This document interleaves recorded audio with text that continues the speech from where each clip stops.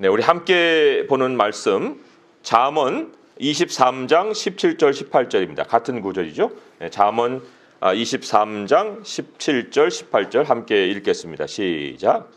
내 마음으로 죄인의 형통을 부러워하지 말고 항상 여호와를 경외하라. 정령이 내 장래가 있겠고 내 소망이 끊어지지 아니하리라. 아멘. 장래라는 말이 있죠. 아주 오늘 짧은 두 구절인데 장래라는 말이 현재 이후에 찾아오는 시간입니다. 문자적으로는 다음에 오는 것 이렇게 말할 수가 있어요. 우리는 한 단어지만 히브리어에서는 다음에 오는 것, 이후에 오는 것 이렇게 장래를 표현을 합니다. 사람들은 미래를 생각할 때 시간이 찾아오는 것으로 생각 안 하고 다음 상황이 어떻게 펼쳐질 것이냐 이런 거를 나의 장래라고 생각합니다. 어떤 상황이 찾아오느냐를 나의 장래로 생각을 한다는 겁니다. 하지만 사실 시간이 무한정 있는 게 아니잖아요. 그렇기 때문에 상황만 바뀌면 미래가 바뀔 것 같이 생각되지만 시간이 주어진 다음에 상황이 있는 거예요. 상황이 더 중요한 것 같지만 사실은 시간이 더 중요한 것이기 때문에 시간을 지속적으로 지혜롭게 사는 것이 더 중요한데 사람들은 일시에 어떻게 하면 상황을 바꿔서 미래를 바꿔볼까 이런 생각을 더 하면서 살고 있습니다. 그런데 이제 지금과 같은 상황이 닥친 거예요. 사람들의 반응이 어떻게 나타날 것 같습니까? 두 가지 극단적인 반응을 우리가 찾아볼 수 있을 거예요. 하나는 패닉입니다. 아니 여기를 두드려도 상황이 안 열리고 여기를 두드려도 이게 막막해지고 뭐 어떻게 해볼 돌이 없는 그런 상황이 펼쳐지니까 이제는 미래는 없다. 그리고는 패닉 상황에 빠져듭니다. 또 한 부류의 사람들은 야 이거 일생일대의 기회다. 그래가지고 이제 한몫을 벌려고 뭐 없나 이렇게 막 찾아다니는 거예요. 그 지금 전례 없는 일이 하나 벌어지고 있는데 주식시장으로 24조가 투자가 됐답니다. 개인들이. 이런 일이 전에는 없었다는 거예요. 이 사람들이 왜 이렇게 몰려들었을까? 그거는 한방을 해보겠다는 겁니다. 거기에 지금 대출까지 받고 신용 대출까지 받아가지고 뭐 부동산에서 번 돈을 다 이제 주식으로 지금 넣고 있는 이런 상황입니다. 자, 이런 상황에서 또 세 번째 부류도 있어요. 이거는 일반의 부류는 아니고 사기꾼들입니다. 사람들의 그 패닉을 이용하든지 아니면 탐욕을 이용하든지 해가지고 거기서 이제 빼먹는 거죠. 뭐 마스크 쟁여놨다가 100억을 벌어가지고 감옥에 간 사람도 있고 또 지금 주식시장이 이렇게 막 출렁이니까 그런 거는 이제 기관이 하는 일인데 쭉 올려가지고 개미들이 확 사겠다가 거기서 팔고 치고 나가는 거예요. 그리고 이제 개미들이 나중에는 빠진 시장에서 이제 다 손해를 보는 거죠. 그러니까 요즘 같은 경우는 아침에는 올랐다가 저녁에는 내려버려요. 그러니까 오를 때 치고 빠져나가고 나중에는 개미만 손해보고 이런 상황들이 이제 펼쳐지는 거기에서 여전히 상황 속의 미래를 기대하는 사람들이 허다하다는 겁니다. 근데 이 장래를 우리가 한번 생각을 해봅니다. 과연 코로나 사태 이후에 인생이 인생 같을 사람들은 얼마나 될까? 현재 이후에도 찾아오는 시간이 있는 사람들이 얼마나 될까 하는 거예요. 미래가 다음에 오는 거라고 했잖아요. 지금까지는 그냥 현재가 흘러서 현재가 됐거든요. 계속 그렇게 살아왔어요. 시간에 대해서 별로 그렇게 큰 의미를 두지 않고 살아왔는데 그런데 지금 현재 이후에도 계속 그냥 현재가 오듯이 그냥 오는 것 같은 생활 패턴을 가질 수 있을까? 그러한 것을 생각을 해볼 때 오늘 말씀은 장래에 대해서 있을 것이다. 이렇게 약속을 하는 말씀이었는데 정령이 내 장래가 있겠고 근데 장래만 있는 거는 반쪽이에요. 내 소망이 끊어지지 아니하리라 하는 말까지 이제 연결돼야 되는데 장래야 있죠. 시간이 찾아오면 장래가 현재가 되는 거예요. 근데 장래는 있는데 소망이 다 끊어져 버렸다면 그러면 사는데 사는 것 같지 않은 거예요. 살아도 죽은 자 같이 되는 거죠. 그러니까 우리가 이 시대에 정말 심각하게 물어야 될 그런 질문이 있습니다. 뭐예요? 장래와 연결해 볼 때 내 인생은 현재 이후에도 찾아오는 시간이 있는 인생일 것이냐? 이거를 우리가 반드시 물어야 합니다. 지금은요, 패닉할 때도 아니고요. 그리고 또 뭐 일생일대 기회를 잡을 때도 아닙니다. 누군가에게는 지금 이후가 다시는 옛날 그 아무 생각 없이 맞던 시간이 찾아오지 않을 사람들도 있습니다. 또 어떤 사람들에게는 지금 이후의 시간이 완전히 다르게 전개될 사람들도 있습니다. 그러니까 우리가 이 시간에는, 이러한 때에는 이후에도 소망을 가질 수 있는 장래를 준비해 놔야 됩니다. 그것을 하나님의 말씀이 오늘 우리에게 가르치고 있는 거예요. 굉장히 중요한 말씀입니다. 오늘 말씀을 우리가 18절만 한 절을 같이 한번 읽어보겠습니다. 시작. 정령이 내 장래가 있겠고 내 소망이 끊어지지 아니하리라. 이 말씀이 우리에게 엄청난 길을 안내하고 지혜를 제시하고 있습니다. 성경에 이렇게 기록된 곳이 또 한 군데가 있어요. 먼 곳이 아니라 잠언 24장인데 24장을 한번 넘어가 보십시오. 거기 보면은 14절의 말씀인데 13절과 14절이 연결되어 있어서 함께 읽어보도록 하겠습니다. 시작.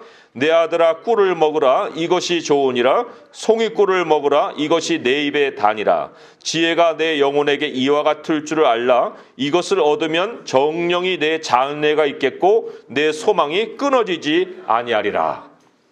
뭐 많은 곳에 흩어져 있는 것도 아니고 23장, 24장 이 두 군데에서 이렇게 말씀이 나와 있습니다. 자, 그런데 여기에는 꿀이 등장합니다. 그리고는 입이 있어요. 꿀을 한 번도 맛을 안 봤으면 이게 달아서 이게 혼동이 되겠죠. 근데 맛을 딱 보니까 엄청 단 거예요. 이야, 이런 맛이 있네. 이렇게 되는 거. 그런데 여기 이어지는 말씀에 지혜가 내 영혼에게 이와 같은 줄을 알라. 이것을 얻으면 이랬죠. 그러니까 이것을 얻는다는 것은 꿀을 맛보듯이 지혜를 맛보면이란 얘기입니다.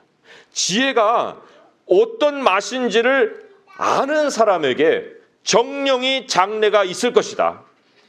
소망이 끊어지지 않을 것이다. 지금 이렇게 약속을 하고 있습니다. 나에게 성경은 어떤 맛으로 느껴지고 있습니까? 나는 성경의 맛을 압니까? 더운 날에는 시원한 냉수 같고 추운 날에는 따뜻하게 이렇게 누룽지 끓여갖고 남은 그 숭늉을 마시는 듯한 그런 아주 속을 후련하게 해주는 그런 맛으로 이 말씀이 느껴지고 있느냐 그런 얘기예요. 오늘 말씀으로 돌아오면은 우리가 장래를 준비하는 게 복잡하지 않습니다. 하나만 안 하면 되고 하나만 하면 되는 거예요. 이렇게 단순한 진리가 나의 미래를 우리에게 확실하게 해줄 수 있다는 거 굉장히 선물 아닙니까? 오늘 이 말씀을 우리 가슴판에 확 새겨버려야 돼요. 자, 하지 말아야 될 것이 17절 한 절입니다. 자, 같이 한번 읽어볼게요. 시작. 내 마음으로 죄인의 형통을 부러워하지 말고 항상 여호와를 경외하라. 이게 하지 말아야 될 거예요. 죄인의 형통을 부러워하는 거 그거 하지 말아라. 이 형통이라는 거는 성공이라는 말입니다. 죄인이 잘 살고 있는 거 그거 부러워할 필요가 없다. 이 죄인의 형통이라는 말 속에 많은 암시가 들어 있습니다. 죄인들은 성공이라는 것을 인생의 목적으로 삼습니다. 그 목표로 삼아요. 잘 살아보는 거. 근데 우리가 거기다가 마음을 두면은 이제는 눈이 하늘로 갔다가 현재로 고정돼 버립니다. 나도 어떻게 하면 잘 살 수 있지? 이런 상황에 내가 어떻게 하면 잘 살 수 있는 거야? 자꾸만 이렇게 묘수를 생각하게 되어 있습니다. 근데 왜 하나님이 그들의 형통을 부러워하지 말라고? 그거 부러워할 거 하나도 없다. 그거 부러워하지 않는 게 너에게는 장래다. 아니 왜? 그 말씀을 하신 이유를 우리 24장으로 한번 더 넘어가서 아까 읽은 말씀 뒤편쯤에 이런 말씀이 있어요. 19절 20절의 말씀인데 함께 또 읽어보겠습니다. 시작. 너는 행악자들로 말미암아 분을 품지 말며 악인의 형통함을 부러워하지 말라. 대저 행악자는 장래가 없겠고 악인의 등불은 꺼지리라.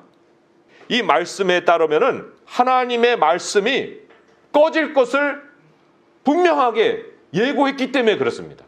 분내지 말아 그랬지. 아우, 야, 1년 전에 내가 기회를 가졌으면 지금은 몇 억을 얻었을 텐데 정말 분통이 터진다. 가슴을 팡팡 치면서. 그렇게 하지 말라는 거예요. 왜요? 하나님은요, 아파트가 이제 쭉 오르는 걸 보면서 그거 등불 꺼진다. 분명하게 그거 말씀을 하셨습니다. 주식이 막 오를 때도 그거 부러워할 거 없어. 꺼진다. 그리고 마지막에는 인생도 꺼진다. 인류의 문명도 마찬가지다. 그럼 이제 우리가 하나님 뭐 꺼진다고 하기는 하시는데 근데 왜 꺼져야 됩니까? 아니 언제 꺼져요?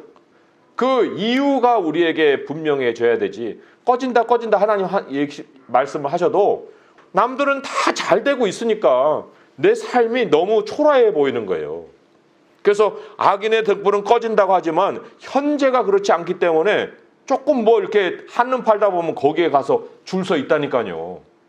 그리고 이 이유를 잘 알아야 되는데 37편, 시편 37편으로 한번 가보겠습니다. 시편 37편 9절에서 13절까지 말씀이에요. 이거는 제가 읽어드리겠습니다. 시편 37편 9절에서 13절이 이렇게 기록하고 있어요. 진실로 악을 행하는 자들은 끊어질 것이나 여호와를 소망하는 자들은 땅을 차지하리로다. 잠시 후에는 악인이 없어지리니 내가 그곳을 자세히 살필지라도 없으리로다. 그러나 온유한 자들은 땅을 차지하며 풍성한 화평으로 즐거워하리로다. 악인이 의인치기를 꾀하고 그를 향하여 그의 일을 가는도다. 여기가 중요해요. 그러나 주께서 그를 비웃으시리니 그의 날이 다가옴을 보심이로다. 그의 날, 형통한 악인의 마지막 날이 다가오고 있는 것을 하나님이 보고 계신다. 그의 날이 다가오는 것을 하나님이 아시고 보고 계신다. 이게 이유입니다. 왜 꺼져요, 하나님? 그의 날이 오는 걸 내가 보고 있다. 인간의 바벨탑이 성공한 적이 없습니다. 사람의 제국이 지금까지 옛날에 세워졌던 것이 지금까지 연장되어 생존해 오는 것이 없어요. 인류라는 제국도 그 날이 지금 다가오고 있습니다. 하나님의 정해 놓으신 날이 있기 때문에 죄인의 형통을 부러워할 필요가 없다는 것입니다. 상황만 만들어 놓으면 형통이 아니에요. 사람도 그렇게 되는 거 버블이라는 거 알고 있어요. 거품. 우리도 비누 거품 쭉 해놓으면 조금 있으면 쭉 가라앉아 있잖아요. 콜라도 따를 때는 보글보글 하게 따르지만 조금 있으면 폭 가라앉아갖고 내가 반밖에 안 따랐어? 이러듯이 사람의 형통이라는 것은 거품과도 같은 겁니다. 지금 그 사람들이 상황 만들어 놓고 막 만족하고 있는 거예요. 누가복음 12장 19절 20절에 이렇게 말씀이 있죠. 내가 내 영혼에게 이르되 영혼아 여러 해 쓸 것을 많이 쌓아두었으니 평안히 쉬고 먹고 마시고 즐거워하자 하리라. 하되 하나님은 이르시되, 하나님이 또 말씀해 주신 거 있어요. 어리석은 자여 오늘 밤에 내 영혼을 도로 찾으리니 그러면 내 준비한 것이 누구의 것이 되겠느냐 하셨으니 자기를 위하여 재물을 쌓아두고 하나님께 대하여 부여하지 못한 자가 이와 같으니라. 그러니까 사람들은 나의 장래 하면서 그 장래가 상황인 줄 알았는데, 그런데 하나님이 시간을 거두시면 장래가 끝이라는 거예요. 하나님이 우리로 살게 하는 한, 그럴 때 우리는 상황에 염려할 필요 없어요. 하나님이 시간을 허락하신다는 건 상황을 허락하시는 거고, 그 상황이 허락되는 한에는 하나님이 우리를 구차하게 살게 안아주십니다. 왜 자기 백성을 땅에다 두시고 왜 맨날 이렇게 내일은 굶어? 모레는 뭐를 먹고 살지? 그렇게 만들어 놓겠습니까? 염려는 우리가 끌어다가 하는 거예요. 하나님이 우리에게 시키시는 게 아니고, 하나님이 살게 하시는 시간이 흘러가는 상황에서는 상황을 염려할 필요가 없다는 거예요. 왜 우리의 장래가 상황에 매여 있어야 됩니까? 하나님께 매여 있는 것이지. 그리고 우리가 그러한 것을 보면서 우리 주변을 이렇게 보게 되면 상황은 다 모래성이에요. 야, 저거 무너지는 건데. 강남도 다 모래성이에요. 저거 언젠가는 무너지는 거야. 등불이 꺼질 건데. 우리에게 장래가 있게 해주는 진짜 핵심 열쇠는 무엇이냐? 그게 이제 오늘 우리가 더 주목해야 될 말씀이에요. 17절의 말씀이었습니다. 17절의 말씀으로 돌아와서 그 중반 이후를 보겠습니다. 보면은 부러워하지 말고 항상 여호와를 경외하라. 어려워요? 어려운 명령이 아니에요. 이거 하나 하면은 우리가 넉넉히 살아갈 수 있다. 근데 여기 항상 여호와를 경외하라는 것을 영어로는 continue in the fear of the Lord all the day. 여호와 경외 안에. 히브리어에는 그냥 그러나 여호와 경외 안에 모든 날 이렇게 문자적으로 되어 있어요. 여호와 경외 안에라는 건 무슨 얘기예요? 마음을 죄인의 형통 안에 두지 말고 여호와 경외 안에 두어라. 마음이 머무를 곳을 여호와 경외 안에 영역으로 두어라. 이런 말씀이거든요. 그러면 여호와 경외, 여호와를 두려움이라는 뜻인데 여호와를 두려움 속에 마음을 둔다는 게 어떤 뜻일까요? 우리는 물론 여호와 경외라는 거를 그거는 지혜의 시작이고요. 우리가 하나님을 믿는 거예요. 이렇게 이제 우리는 아주 잘 알고 있습니다. 근데 그게 진짜 현실적으로 어떤 내용을 갖는 것이냐 하는 것까지 우리가 알아야 되는데 두 가지 예를 통해서 우리가 마음을 여호와 두려움 안에 두고 사는 것이다 하는 것을 알 수 있는데 첫째 예가 노아입니다. 노아는 이 우리에게 어떤 그 모델이냐? 노아에게도 세상 끝이 선포되었고 우리에게도 세상 끝이 선포된 그 상황이에요. 인자가 오리라. 그런데 인자가 올 때 어떤 그 때와 같이 온다고 했어요? 노아의 때와 같이 인자가 임함도 그러하리라 그랬습니다. 그러니까 노아에게도 끝이 있고 우리에게도 끝이 있는 소식이 들렸기 때문에 우리가 모델로 삼아야 될 사람이 누구냐면 노아예요. 우리의 마지막 인생이 노아와 같아야 되는데 자, 노아가 하나님의 두려움 안에서 어떻게 마음을 두고 살았습니까? 노아가 무슨 형통하기 위해서 배를 지었어요? 야, 이 배를 건조하면 이거 몇 조가 된다. 이 배를 만들어갖고 내가 팔아먹어야지. 그렇게 노아가 배를 졌습니까? 노아는 형통을 위해 산 게 아니고 구원을 준비하며 살았어요. 그 배는 구원이에요. 그리고 그 구원을 준비한 노아는 방주에 들어가는 날이 있었고 그런 날까지 사람들은 먹고 마시고 장가 들고 시집 갔다고 그랬습니다. 자, 우리도 그러면 방주를 지어야 되는데 도대체 방주를 짓는다는 것은 또 어떤 것을 말씀을 하는 것일까? 자, 이 이제 노아와 방주 짓는 것과 여호와 두려움에 대한 것을 총체적으로 또 정리해 줄 수 있는 두 번째 예가 바로 출애굽 준비하는 이스라엘의 모습이었어요. 출애굽을 준비하는 거나 방주를 준비하는 거나 똑같은 것인데 자, 이 출애굽의 상황이 벌어질 때 하나님이 마지막 이스라엘 백성들이 애굽에서 살아오던 400년 마지막쯤에 노예로 전락시키십니다. 엄청난 괴로움을 갖게 하십니다. 그래가지고 마지막에는 하나님만 부르짖을 것밖에 남지 않는 삶이 되게 만드시는 거예요. 다 애굽에서 살다 오던 문명의 때를 다 벗겨내시는 겁니다. 어느 때까지는 그거 가지고도 먹고 살 수 있었고 요거까지도 먹고 살 수 있었는데 이제는 하나님께 부르짖는 것 외에는 다른 것이 없는 방도가 없는 그러한 삶이 마지막 때에 찾아오게 하셨어요. 그리고는 10번의 재앙이 임하는데 계속 정도가 심해집니다. 만일에 예수님이 우리 시대에 오시기 위해서 지금 이 재난이 시작되었다고 하면 이 재난은 끝일까요? 아니면 열재앙의 초반일까요? 우리가 이 생각만 해보아도 이 재앙으로 끝나고 그 다음이 없는, 재앙이 없는 세상이 펼쳐지지는 않을 겁니다. 이러한 재앙을 하나씩 둘씩 겪으면서 이제 우리 안에 문명의 때가 벗겨져야 되는 거예요. 야, 하나님께 가야 되는 거구나. 이제 하나님만 남았구나. 그런 이제 우리의 삶의 모습이 있어야 되는데 여기에 하나님이 그 재앙을 겪을 때마다 사람들에게 이제 지시를 해줍니다. 말씀으로. 애굽 사람도 그 말씀을 듣고서 살아난 사람들이 있어요. 어떤 말씀이었느냐? 거기에 이제 여호와 경외함이라는 것이 우리에게 주시는 의미가 있는데, 예를 들어 출애굽기 9장에 보면은 우박의 재앙이 내려요. 거기에 19절에서 21절, 출애굽기 9장 19절 21절을 보면 이런 말씀이 있습니다.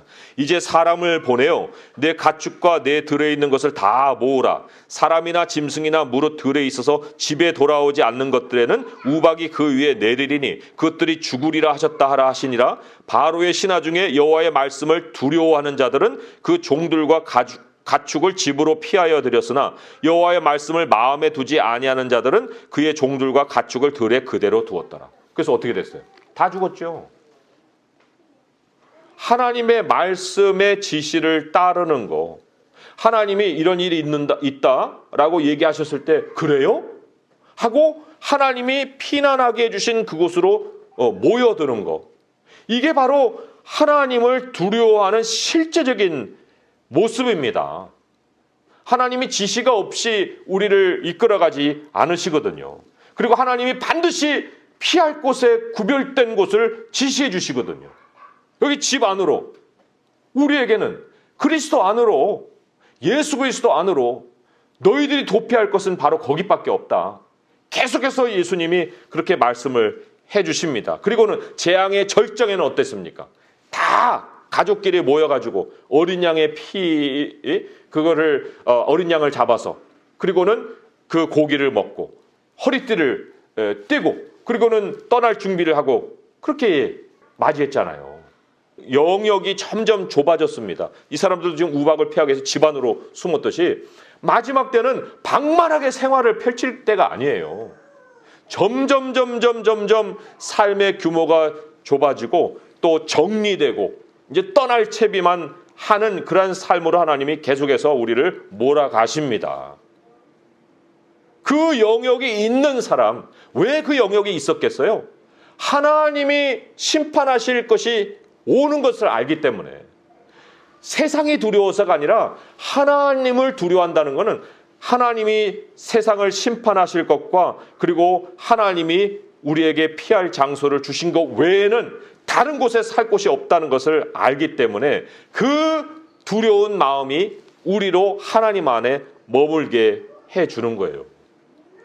히브리서 말씀에 이런 말씀이 있습니다. 히브리서 10장 23절에서 25절을 보면은, 또 약속하신 이는 미쁘시니 우리가 믿는 도리의 소망을 움직이지 말며 굳게 잡고 서로 돌아보아 사랑과 선행을 격려하며 모이기를 패하는 어떤 사람들의 습관과 같이 하지 말고 오직 권하여 그날이 가까움을 볼수록 더욱 그리하자. 이게 뭐 상황 없이 그냥 모여라 모이기만 하면 돼, 그게 아니에요. 왜 이렇게 모이기를 힘쓰라 했습니까? 그때에는 다른 일이 의미가 없는 거예요. 모여서 서로를 지키는 것 외에 다른 것을 우선에 두고 살 상황이 아니기 때문에, 그래서 이거는 뭐 대규모로 모여라 그런 게 아니라 구별된 모임입니다. 정말 마지막 때를 준비하고 소망을 하나님께로 두는 사람들의 모임을, 말씀을 하고 있는 거예요. 그럴 때 주님이 뭐라고 했습니까? 너의 소망이 끊어지지 아니하리라. 하나님 두려움 안에 머물러 있으면 노아가 40일 후에 방주의 문을 연 것처럼 새날이 밝아옵니다. 우리가 이때에도 하나님을 두려워한 중에 머물러 있으면 그 다음으로 찾아오는 장래를 맞이하는 거예요. 우리 하나님이 이 시대 이후에 누구에게 현재 이후의 시간을 주실 것이냐. 짧은 기간으로는 코로나 사태 이후고, 더 장기간으로 보게 되면은 이 세상 마지막 이후일 텐데, 우리가 어떠한 모습을 가지고 있을 때 하나님이 우리에게 찾아오게 하시는 그 시간을 맞을 수 있겠느냐 할 때, 하나님을 두려워하는 가운데 시간을 보낸 사람, 그 사람에게만 장래가 찾아옵니다. 하나님만 무서워하고 아무것도 무서워하지 않는 거예요. 하나님을 온전히 의지하고 예수 그리스도의 보혈에 우리의 모든 것을 맡기고 하나님께 나의 생애를 온전히 드릴 때, 그때 우리가 그 이후로 찾아오는 시간을 맞는 것입니다. 지금 내 생명을 좀 지켜봐야 되지 않을까? 이대로 가만히 있다가 이거 다 당하는 거 아니야? 그 생명 좀 지키겠다고 문을 확 열고 나가요? 한몫 벌려고? 그럼 밖에 나가면 어떻게 합니까? 우박에 맞아 죽어요. 메뚜기에게 뜯어먹고 죽습니다.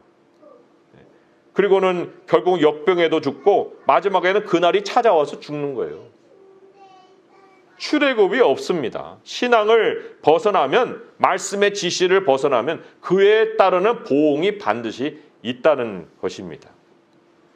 그래서 오늘 말씀을 마무리하면서 우리가 두려워할 것은 세상 상황이 아니다. 우리가 두려워해야 될 것은 하나님이 우리에게 주신 소식입니다. 그날이 온다는 그 소식이고, 그리고 하나님이 준비해 놓으신 그 피난처에서 살아가는 것, 그걸 우리는 우리 마음속에 항상 품고 살고 있어야 합니다. 우리 백성에게는 방주로 들어가는 날도 있고 방주에서 나오는 날도 있는 거예요. 그래서 우리 말씀을 다시 한번 정리하면서 23장, 24장 지혜를 맛보고 하나님을 두려워하는 삶을 살아가야 합니다.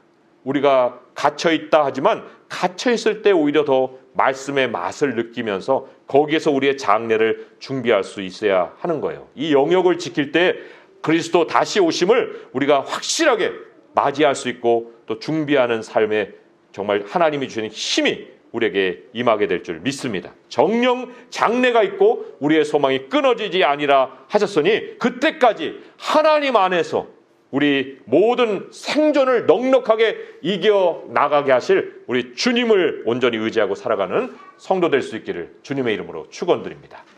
기도하겠습니다. 하나님 아버지, 우리들의 펼쳐놓았던 삶, 정리되지 않았던 삶, 하나님이 이러한 이 상황을 통해서 우리 안에서 부정한 것과 모든 거친 모습들, 정리되지 않은 것들 때를 벗겨 주십니다.